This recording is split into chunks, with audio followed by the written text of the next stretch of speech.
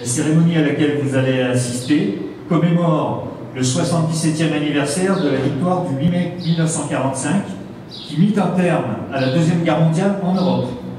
La lutte se poursuivra sur les théâtres du Pacifique et de l'Extrême-Orient jusqu'à la capitulation japonaise le 2 septembre 1945. Madame Geneviève Darrieussecq, ministre déléguée auprès de la ministre des Armées, chargée de la mémoire et des anciens combattants. La guerre a eu lieu, si tragique et terrifiante. Rien ne fut plus comme avant. Rassemblés et fraternels, nous ne l'oublions pas. La guerre a eu lieu, si proche et dramatique. Le visage de l'Europe en est changé, rassemblés et fraternels, nous le savons. En ce 8 mai 2022, dans chaque ville et village de France, sur nos places, squares et jardins municipaux, devant nos monuments aux morts et mémoriaux, nous commémorons le 77e anniversaire de la fin de la Seconde Guerre mondiale en Europe, avec une singularité toute particulière, en écoutant les douloureux échos du temps. Le 8 mai 1945, notre continent voyait s'achever 5 années de tempête, de douleur et de terreur. Ivresse de la victoire et détresse face à l'immense sacrifice consenti. Dans cette joie bouleversée, les embrassades n'ont fait oublier qu'un temps les villes ruinées, les campagnes exsangues, les proches disparus, les restrictions. L'humanité a payé un lourd tribut de son histoire. Elle a vu la barbarie nazie franchir le seuil de l'inhumanité et de l'indicible. Elle a découvert, stupéfaite et horrifiée, qu'elle pouvait s'anéantir elle-même.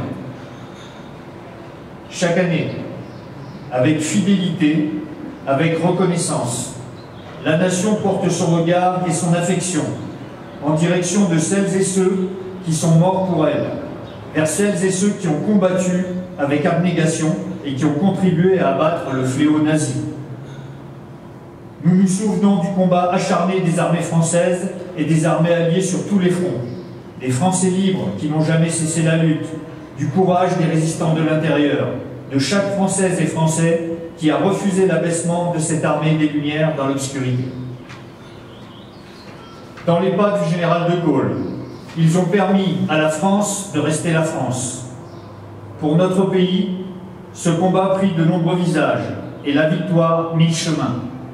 Elle exigea tant de courage, de larmes, de deuil et de sacrifices. Il y a 80 ans, en 1942, la phalange héroïque des Français de Bir Hakeim tint tête aux divisions italiennes et allemandes. Dans un océan de sable, ils ont résisté à tous les assauts. Ils incarnent aujourd'hui encore l'orgueil de notre pays et font vibrer le cœur des peuples libres. Nous nous souvenons aussi du raid mené sur le port de Dieppe, du sacrifice des soldats canadiens, britanniques et américains qui ont ouvert la voie de la libération de la France. Nous entendons encore les cris et les pleurs des raflés du terrible mois de juillet 1942, ceux des victimes, femmes, hommes et enfants, de l'ignominie et de la folie criminelle. Nous, qui savons la fragilité de la paix, le passé nous instruit, les morts nous instruisent. La mémoire est un héritage autant qu'elle est une leçon. D'abord, l'unité de la France qui n'est jamais aussi forte que lorsqu'elle est rassemblée et solidaire, que lorsqu'elle se soustrait à la fureur des dissensions et des divisions, que lorsqu'elle regroupe le meilleur d'elle-même pour construire les ambitions du Conseil national de la résistance. Ensuite, le chemin de l'Europe, qui fut le seul pour la réconciliation des nations européennes, qui a été façonné par les rêves de plusieurs générations successives, qui demeure celui de l'espérance dans le progrès collectif, celui du refus du nationalisme, celui d'une fraternité vivace.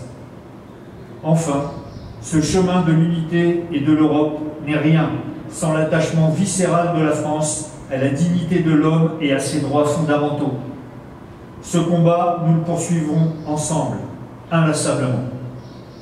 En français, en européen, en femmes et en hommes libres.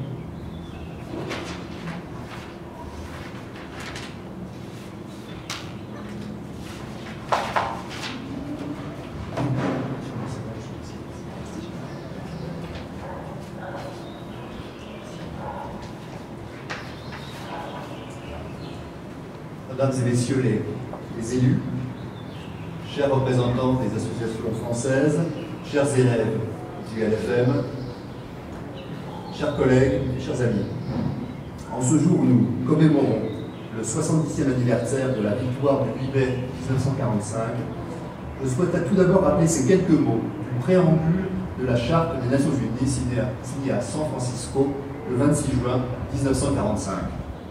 Nous, peuple des Nations Unies, sommes résolus à préserver les générations futures du fléau de la guerre qui, 2 fois en l'espace d'une vie humaine, a infligé à l'humanité d'indicibles souffrances, à proclamer à nouveau notre foi dans les droits fondamentaux de l'homme, dans la dignité et la valeur de la personne humaine, dans l'égalité des droits des hommes et des femmes, ainsi que des nations, grandes et petites, à créer les conditions nécessaires au maintien de la justice et du respect des obligations nées des traités et autres sources du droit international. En ce premier quart du XXIe siècle, déjà marqué par des affrontements lourds de menaces en Europe et à l'ombre des défis universels à venir, ces mots résonnent d'un accord singulier. Aussi est-il vital de se souvenir ensemble de ces moments tragiques qui ont changé la face du monde, afin de pouvoir le transmettre à nos enfants, car nous devons rester vigilants et déterminés face aux dangers à venir. Pour essayer de nous transposer à cette date du 8 mai 1945, il faut avoir à l'esprit qu'à cette époque, le monde a été frappé en moins de 30 ans d'intervalle par 2 conflits mondiaux. Des armes toujours plus meurtrières et le bellicisme de régimes totalitaires ont provoqué des pertes humaines sans précédent, notamment au sein des populations civiles. En juin 1940, l'armée française, malgré la mort et le sacrifice de 120 000 soldats, est défaite. La France est occupée par une puissance étrangère qui a choisi d'imposer son joug à toute l'Europe. Des hommes, des femmes et des enfants seront pourchassés, puis exterminés pour la simple raison d'être nés. Mais dans cet enfer, des voix s'élèvent, célèbres ou anonymes, des hommes et des femmes ne se résignent pas et continuent le combat. L'appel du 18 juin, la résistance intérieure, les forces françaises libres, qui, avec le Royaume-Uni, les États-Unis et l'Union soviétique, nos alliés, vont peu à peu défaire la barbarie nazie et libérer l'Europe. Il n'est pas possible ici d'évoquer tous les combats, tous les sacrifices qui ont permis que nous soyons là aujourd'hui, réunis, libres et souverains. La bataille de Bir Hakeim en est un.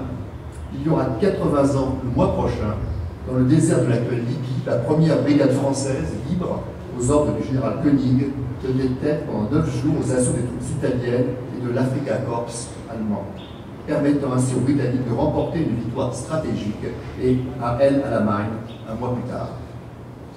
Cette bataille fera dire au général de Gaulle, quand à Bir Hakeim, un rayon de sa gloire renaissante est venu caresser le front sanglant de ses soldats, le monde a reconnu la France.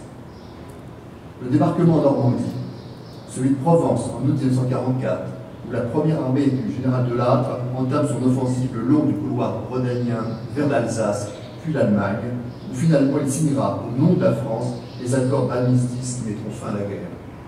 Ces commémorations doivent aussi nous permettre de transmettre, et je me réjouis très sincèrement de pouvoir partager ce moment avec vous, élèves du lycée français franco-mexicain. Cette histoire qui s'éloigne inexorablement dans le temps est fondamentale car elle nous permet de nous souvenir symboliquement et de réfléchir ensemble à l'enchaînement d'événements et de décisions qui conduisent à une tragédie comme celle de la Seconde Guerre mondiale. La crise en Ukraine nous rappelle que la paix, celle construite sur le refus de l'utilisation de la force dans les relations internationales, au fondement de la création des Nations Unies, est aujourd'hui remise en cause par le retour du tragique dans l'histoire aux portes même de l'Union européenne. Comme le Mexique, la France croit au multilatéralisme et aux rapports fondés sur le droit. La question russe, qui dure depuis 75 jours à présent, est une violation et une négation des principes de la Charte des Nations Unies et du droit international, et en particulier des règles sur la protection des populations civiles en situation de conflit. La France et le Mexique ont rappelé aux Nations Unies leur attachement au respect du droit humanitaire le 24 mars, en condamnant sans ambiguïté l'agression de la Russie. Je souhaiterais affirmer à nouveau devant vous notre solidarité avec le peuple ukrainien Notre ambassade à Kiev a réouvert il y a près d'un mois. La semaine passée, le président de la République a annoncé un renforcement considérable du soutien de la France à l'Ukraine. J'évoque avec vous la solidarité car ce conflit a entraîné le déplacement de millions de réfugiés, notamment près de 6 millions de femmes et d'enfants sortis d'Ukraine. Certains de ces réfugiés sont aujourd'hui au Mexique, ce qui nous permet de souligner que ce conflit, bien qu'éloigné de nous par la géographie, nous concerne tous. Cette guerre fait ressentir ses effets dans le monde entier, comme nous le constatons, avec ses conséquences en matière de sécurité alimentaire ou sur la hausse des prix de l'énergie. En cette journée de commémoration de la fin de la Seconde Guerre mondiale, je forme le vœu que le dialogue et la diplomatie puissent aboutir et que soit mis fin à ce conflit. Animés par les termes du texte fondateur de l'ONU évoqué au début de cette intervention, soyons persuadés qu'en matière de paix, rien n'est jamais définitivement acquis, que nous devons toujours être prêts, solidairement, Français et Européens, à la défendre. Ce message s'adresse à chacun d'entre nous, et en particulier à la jeunesse ici présente, à qui nous avons l'obligation de transmettre le devoir de mémoire. Je vous remercie.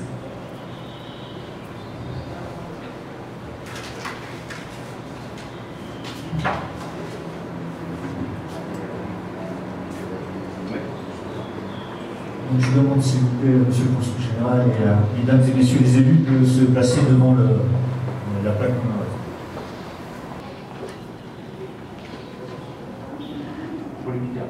Carlo. Aux morts.